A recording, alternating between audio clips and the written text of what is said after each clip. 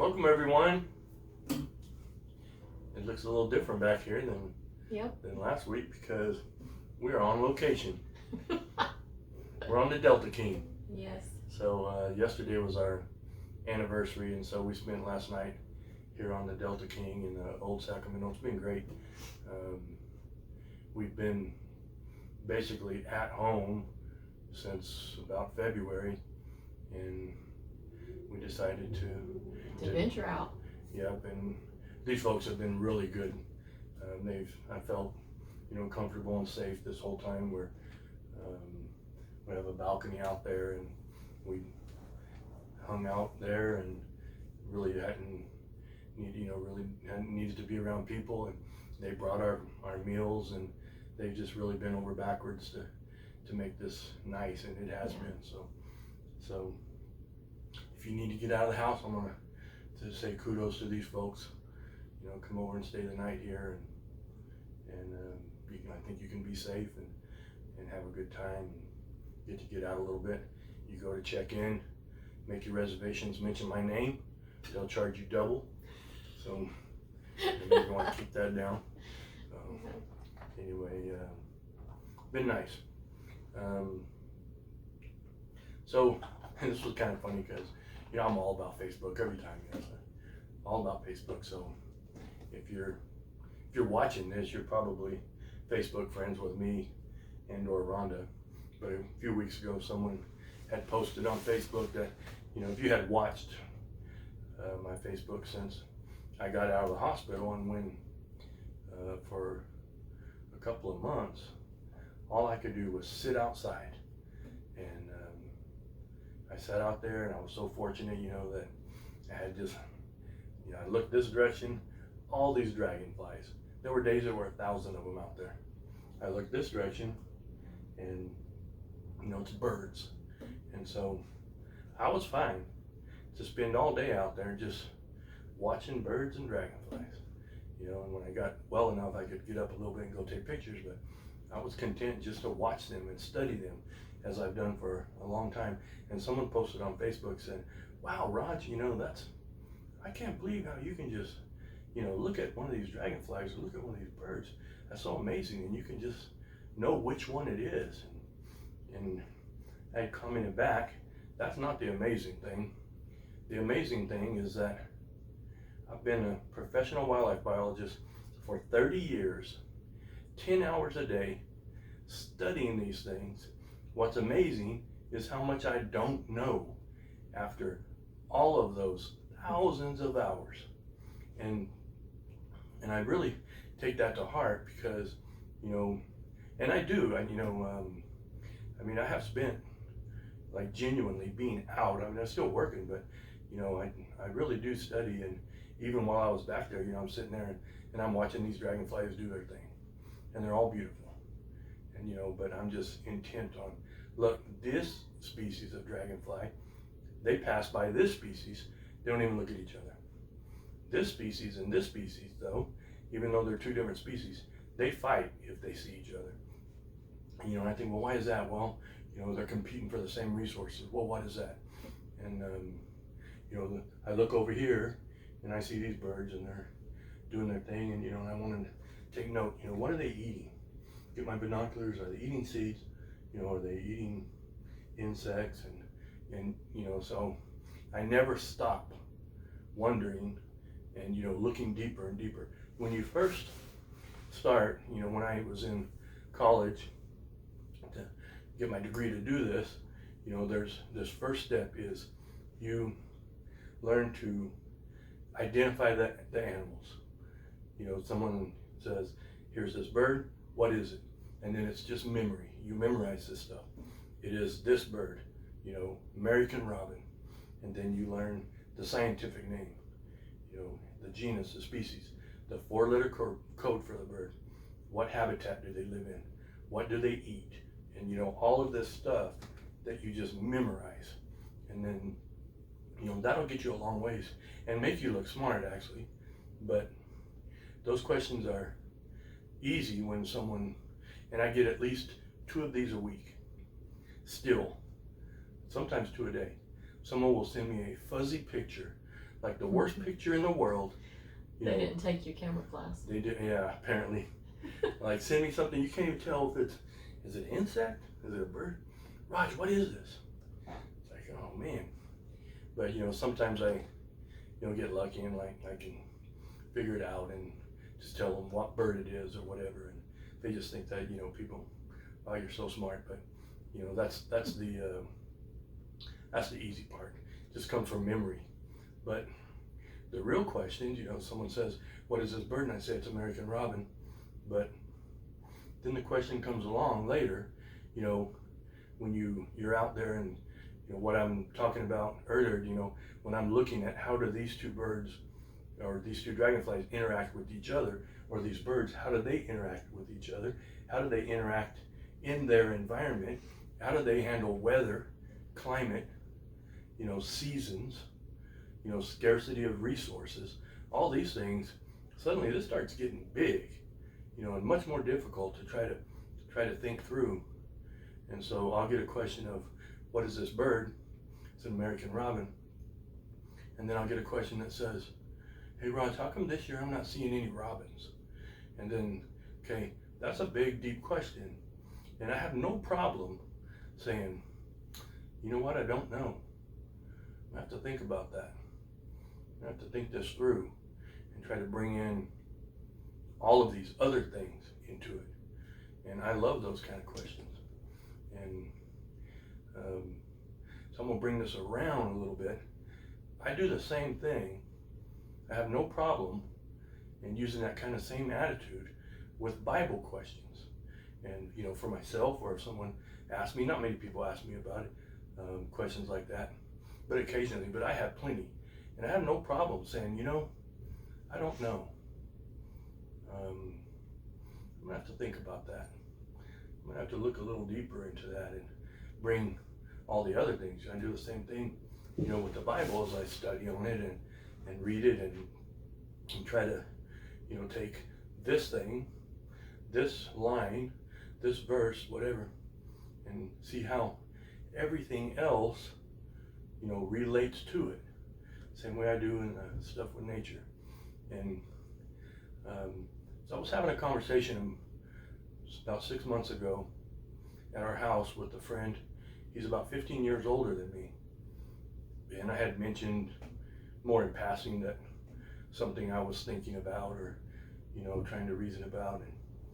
And the moment I said that I was trying to, look a little deeper into it, he got a little almost angry. He just instantly kind of got the look on his face like, you don't need to look deeper. And then he just started, laying this stuff out. Well, it says this, He was kind of angry about it. And in the Bible Yeah. says this. Yeah, the Bible says this, this, and this. And he was doing the part that I do when someone says, what bird is this? He was dropping the memory stuff.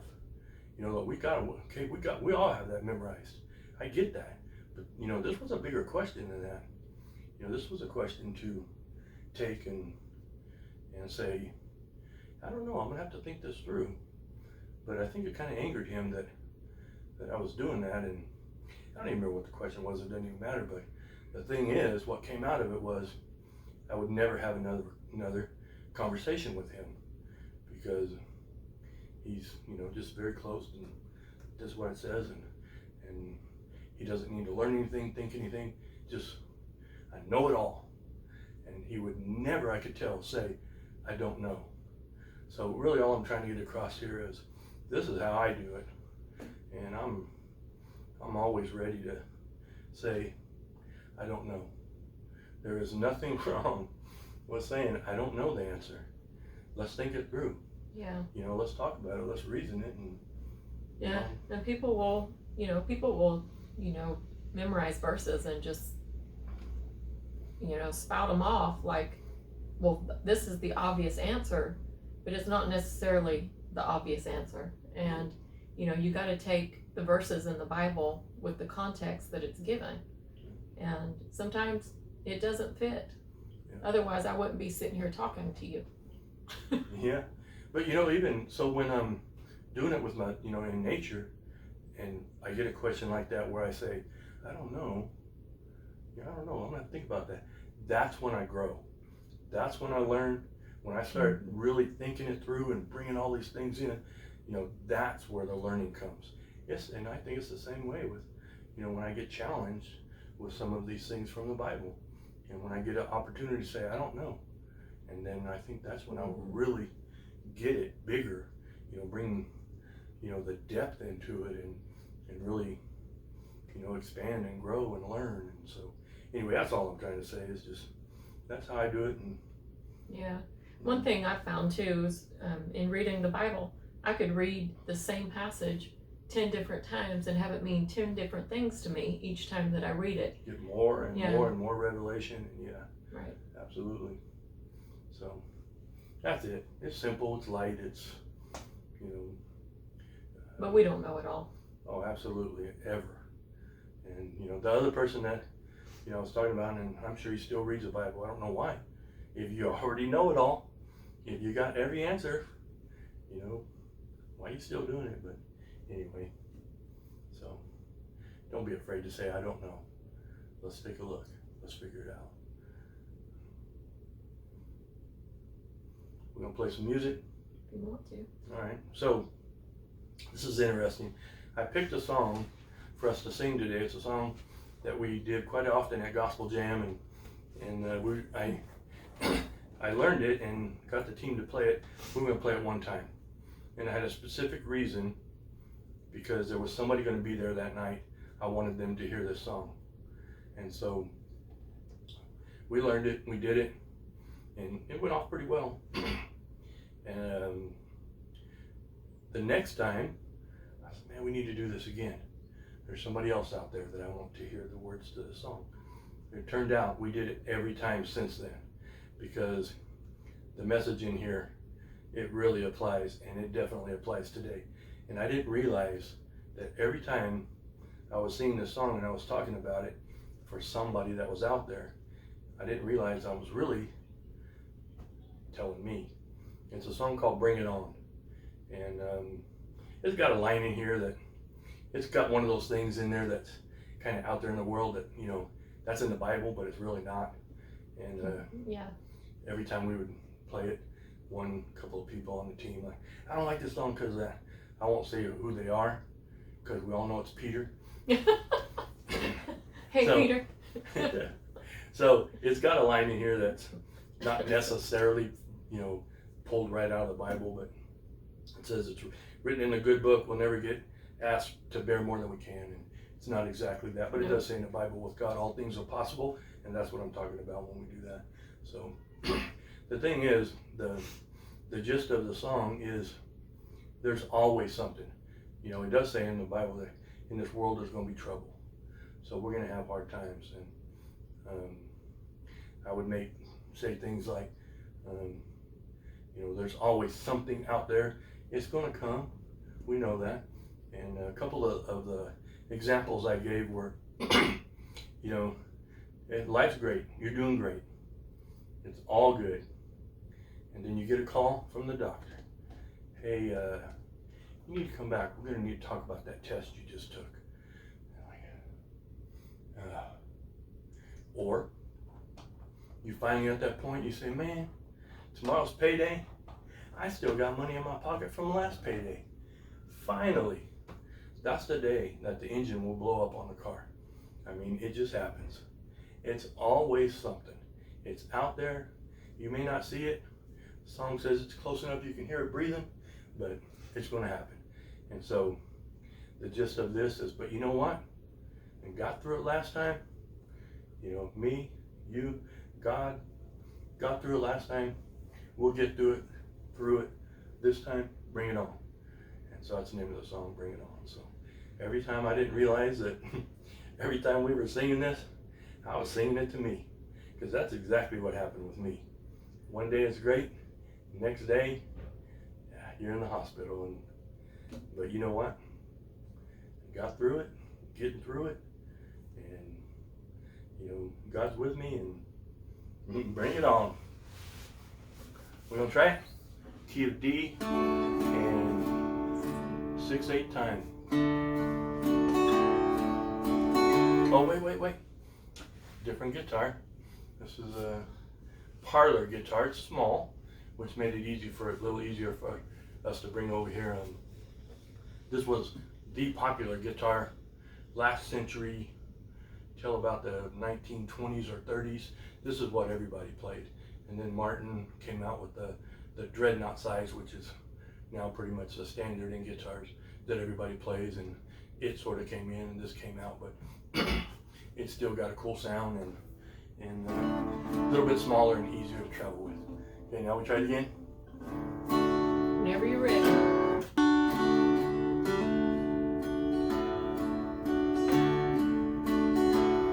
They say there is no gain without pain,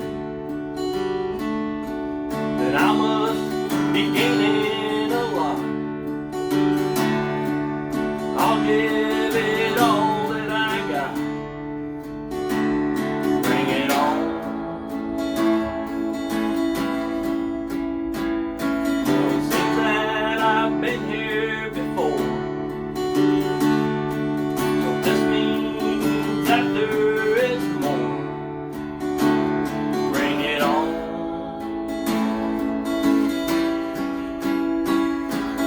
Written in the good book, never be asked to take any more than we can. Sounds like a good plan.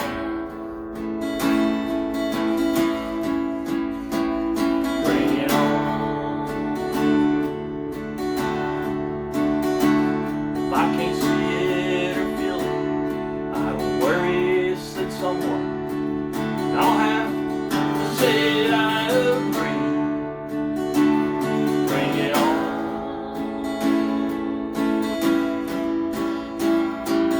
Well, I know you're out there, 'cause I hear you breathe. Still don't mean nothing to me. Bring it on.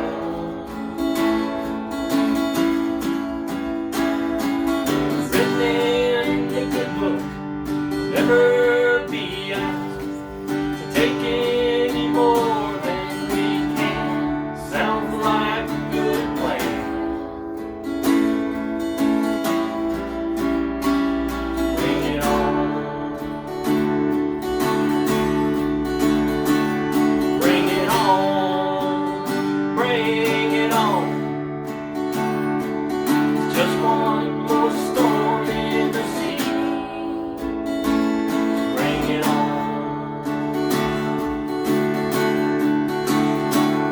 Bring it on. Bring it on. Just one more storm in the sea. Bring it on.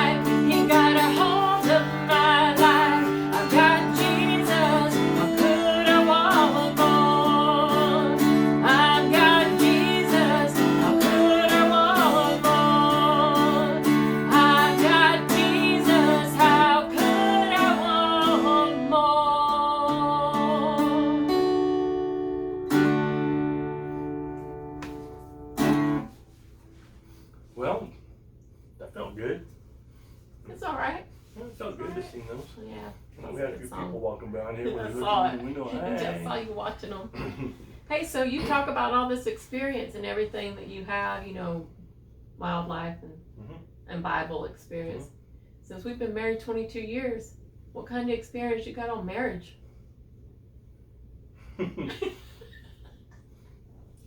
Well, Any wisdom to impart? I do have wisdom.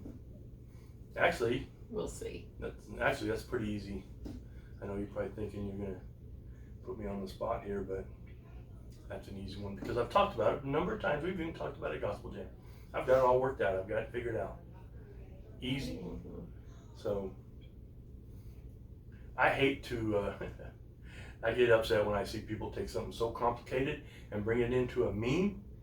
But I'm gonna do it right now because it works, and this is the secret.